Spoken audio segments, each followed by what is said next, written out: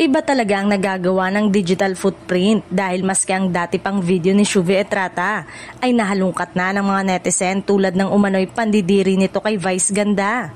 Sa isang Reddit post, ibinahagi ni ang Jojoy na totropahin vlog ni Shuvi kung saan nabanggit ang pangalan ni Vice na napaiw ito.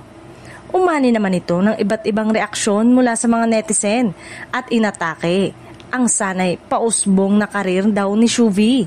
Say ng netizen, "Diba very friendly pa siya kay Vice, may paganito pala siya."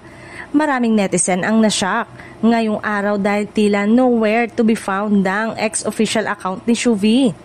Grabe naman kasi ang bashing na pinupukol kay Shuvi sa ex. Sunog na sunog ang dating housemate sa mga masasakit na salitang binabato sa kanya.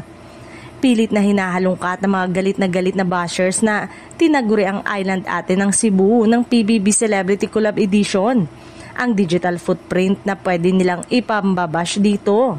Samantala, wala pang say si Vice sa inungkat na video ng mga netizen.